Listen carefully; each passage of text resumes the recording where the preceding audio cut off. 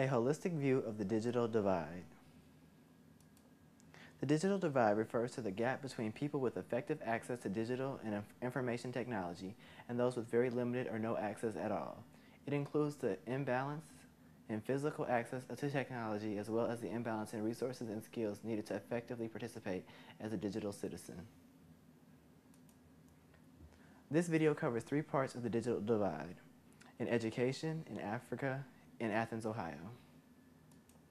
The digital divide in education.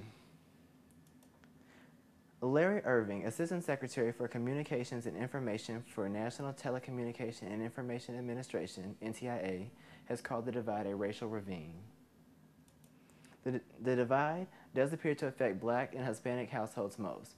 According to an NTIA report, Falling Through the Net, Defining the Digital Divide, although Black and Hispanic households are twice as likely to own computers today as they were in 1994, those households are still only 40% as likely to have home internet access as white households are. In addition, whites are more likely to have access to the internet from home than Blacks or Hispanics are to have access from any location. A survey conducted by the Public Policy Institute of California found that even in California, a hotbed of technology, only 39% of the state's Hispanic people access the internet compared to 65% of white people. The digital divide is not strictly a racial issue. The digital divide also affects rural areas of the country. According to the NTIA report, people living in urban areas are 50% more likely to have internet access than people who live in rural areas are. Smaller telephone and cable providers simply cannot afford to provide technology to their customers. The digital divide in Africa. The continent of Africa compared with the G8 countries. The G8 includes Canada, France, Germany, Italy, Japan, Russia, the UK, and the US. The G8 countries are home to just 15% of the world's population, but almost 50% of the world's total internet users. It is estimated that top 20 countries in terms of internet bandwidth are home to roughly 80% of the internet users worldwide. There are roughly around the same total number of internet users in the G8 countries as in the whole rest of the world combined. There are more than 8 times as many internet users in the US than on the entire continent of Africa.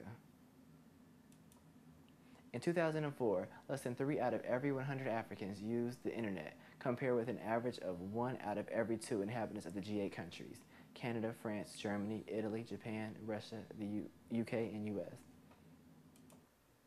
The digital divide in Athens, Ohio. These interviews will explain the digital divide in Southeast Ohio and provide solutions. Bill Reeder, professor in the E.W. Scripps School of Journalism at Ohio University, shares his thoughts on the digital divide. I mean, the digital divide is basically the difference between those people who have broadband internet access and those people who don't.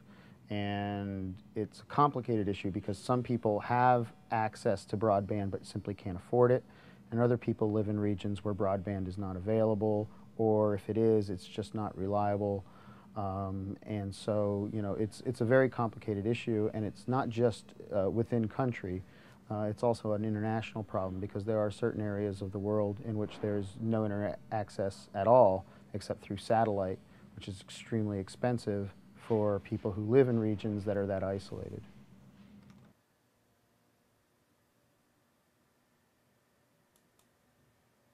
Southeastern Ohio does have a digital divide problem.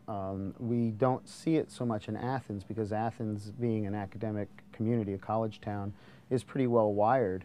But there are pockets of basically broadband blackout zones all around this community. You can go 10, 15 minutes outside of town and be in a place where broadband just isn't offered. Satellite broadband, which I had for a while because I live out in the country, just isn't reliable and it's very expensive. There are some providers like Windstream, which is a rural telephone provider. They provide pretty good broadband service to rural communities, but you go 10, 15 miles outside of their zone and you've got nothing. James Hill, Assistant Director of the Nelsonville Public Library, shares his thoughts on the digital divide. We have at various times offered internet training classes, particularly, it depends on, it's really an age difference, older folks who are new to technology who want to be able to keep in touch with their grandchild in Chicago or whatever. So we have had, email trainings and even how to use a mouse. A lot of times people will come in and they'll pick up the mouse and like, how does this work? So, just teaching them the basics. We have done that in the past. We haven't done that recently. Although I guess just a couple weeks ago we did have a mobile lab visiting from the state library, which is this, it's kind of like a bus that has really nice, super fast computers on it. So the library borrowed that for a week, and then we offered various programs on the mobile lab, including computer basics, but it was, mediumly well attended.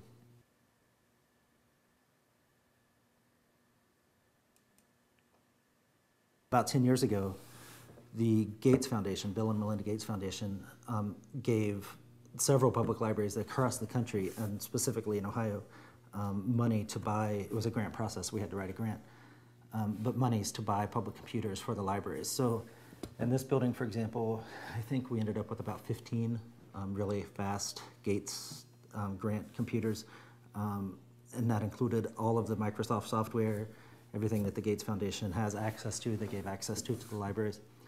So that really gave us like just a huge influx of computers all at once that we were able to make available to the public. That's been about 10 years ago. Those computers have, 10 years in a computer life is a long time. So we've managed to be able to replace those computers individually as they've gone. So we've kept access available to the public, even though that one-time grant money has long been used. But it's my understanding that the Gates Foundation is looking at doing another series of grants sometime in the next couple of years, specifically for Ohio. Susan Urano, director of the Athens Foundation, shares her thoughts on the digital divide. Well, one of the things that we're looking at is applying for a Knight Foundation grant to work on spreading information about nonprofits to the Appalachian region. And we're exploring what's the best vehicle for this. We've gone to several conferences to learn about new technology and are leaning towards a cell phone network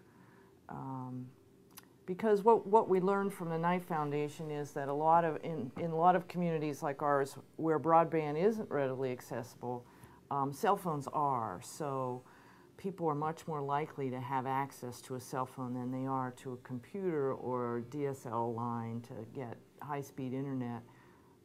So we're going to be learning all about this new technology and working with the Voinovich School at Ohio University and the journalism department to develop a program to help bridge the digital divide.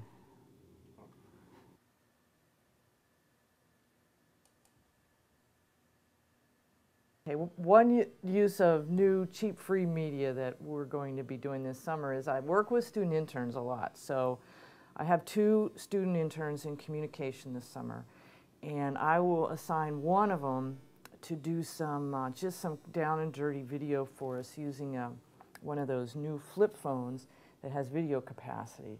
And then I believe that they'll be unedited. We'll have to see how it goes.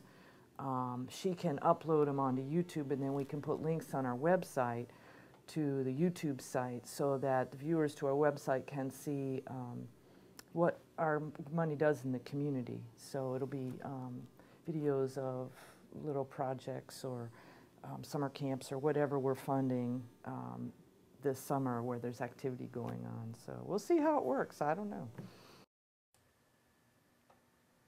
Thank you for watching. For more information, please visit onlinejseminar.blogspot.com.